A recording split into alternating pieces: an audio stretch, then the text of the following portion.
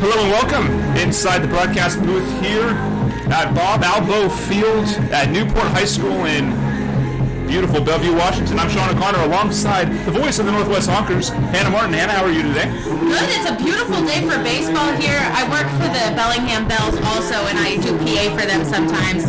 And I have to lie to the fans often and say, it's a beautiful day here for baseball when it's like cloudy and drizzling. But it really is a beautiful day for baseball. And leading off for the Merchants, Patrick Chung, followed by Austin Hauk. Sam Linscott, Jackson Swim. Kobe Blunt follows them. Jack Shore behind the dish, followed by Riley Parker, Mickey Coyne, and Nick Anderson batting ninth. For the Honkers, it'll be Paul Bernarski, the left fielder, hitting leadoff, followed by Jordan Padilla back in there after he took a game off with that ankle soreness yesterday. He's at second. Brock Bueno at third, bat out in the 9-hole. Patrick Chung climbs off to the dish. He's leading off as he has all season. .352 batting average this year. Third best, or second best rather, among active players as Bryce Peterson's season ended after that unfortunate ankle injury in the scrimmage. A swinging strike number one to start that game off. A quick update on Bryce Peterson. He suffered an apparent broken ankle in that exhibition game against the Laces Baseball Academy.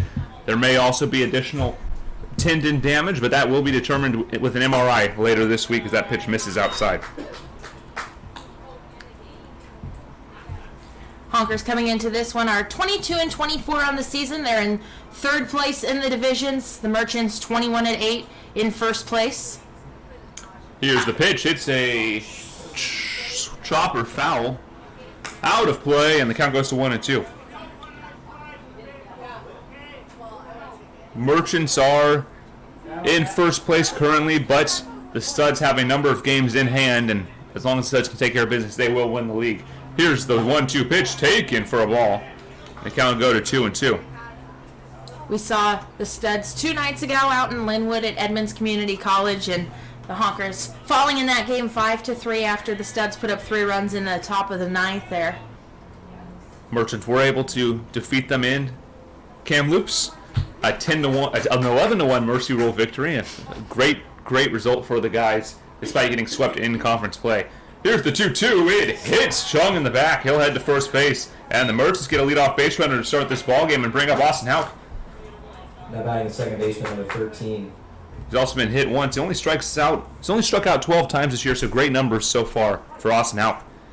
Blaze Hastings coming into this game 3-2 with a 2.79 ERA. Bunt shown. It's a good one. Down the first base line. It'll get the runner over. Austin Hauk out on the sacrifice bunt, but it'll move ahead. Patrick Chung in the scoring position, and it'll bring Sam Linscott to the plate. Blaze has pitched 38 2/3 innings. In those innings, he struck out 42, walked 21, and allowed 29 hits. He has appeared in 7 games, 6 of those for starts. Linscott stands in, center fielder for the Merchants tonight. Linscott right behind Chung in batting average, .336. He'll take a ball inside.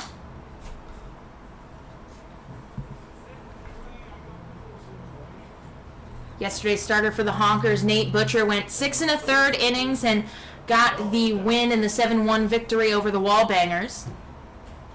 Here's the 1-0 to Sam. It's upstairs. 2-0 the count.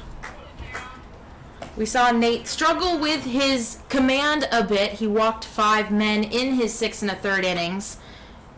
And now, batters at the end of that ball game. It was a bit of a wild game. 3-0 the counts. A 6-4 final score in that one, and it really should have been higher scoring all the way around. I think we counted there were like 25 free passes between the two teams with walks and hit batsmen. And both teams leaving 20 men aboard or something ridiculous in that ball game. But a hard-fought win. Merchants able to pull that one out. We'll see if the story stays the same here. This pitch upstairs and in. Looks like Blaze may have fallen off the mound a little bit as he delivered that pitch. And it'll bring up Jack. He's had an incredible year, batting .359 for the Merchants overall.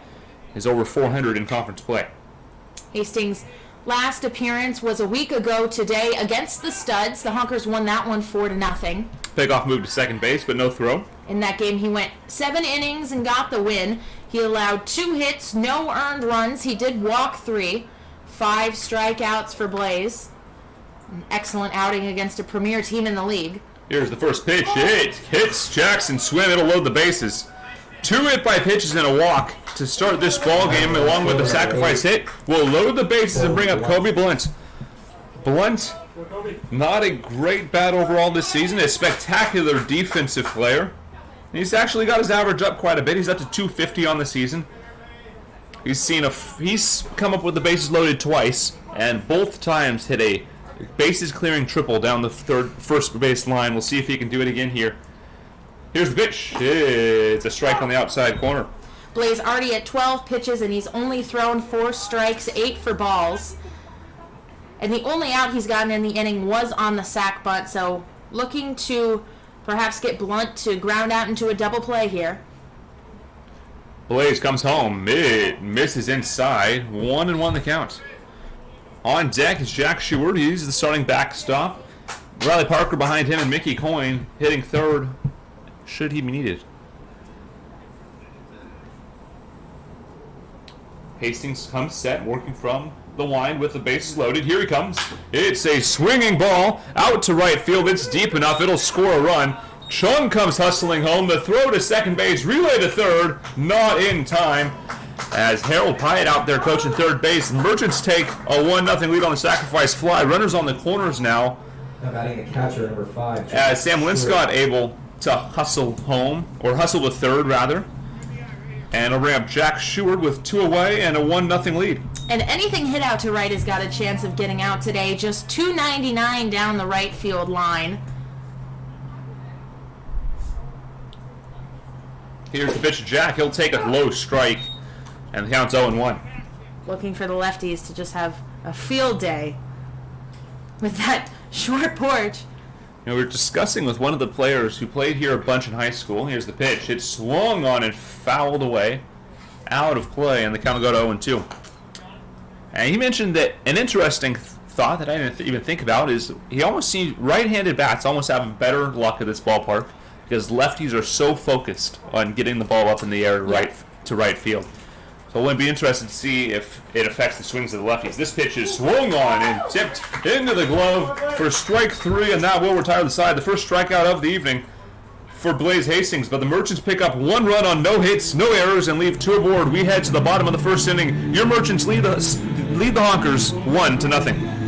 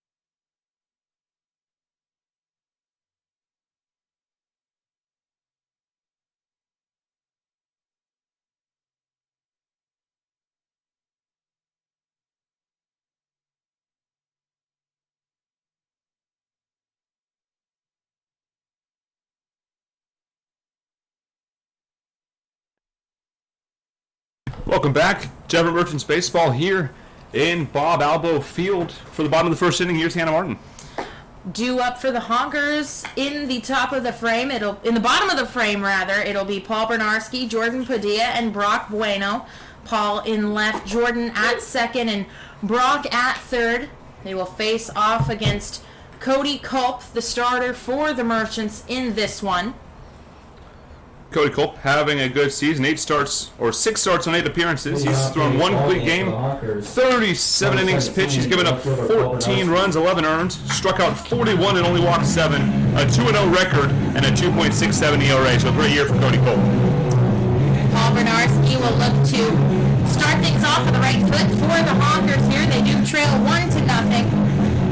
Hastings limiting the damage. He had the bases loaded with just 1 down, but able to induce the sacrifice fly from Kobe Blunt, and then able to K. Jack Sheward to get out of the inning, allowing only the 1 run. And Paul will swing at the first offering he sees from Culp for a strike. 0-1 the count to Bernarski. In left field comes into this game hitting .297, 37 at-bats in conference play. So good numbers against guys in the conference, and he will take ball one on the outside corner. Overall on the season, Paul hitting .250 and 128 at-bats. Right now, staring at a 1-1 count from the starter, Culp. That one will catch the inside corner. So moving around the plate to pick up the strike is Culp. 1-2 now the count on the leadoff man for the Honkers.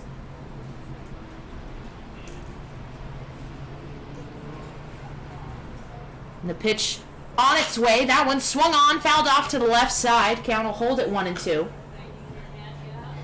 You mentioned how you spoke with some of the players, and right field, only .299, so enticing to those lefties. It reminds me of Fenway Park and how the left field wall, the Green Monster, just 314 feet away from the plate as Culp delivers the 1-2 offering. Smack to the third baseman, who gathers and fires across the diamond for the first out of the inning.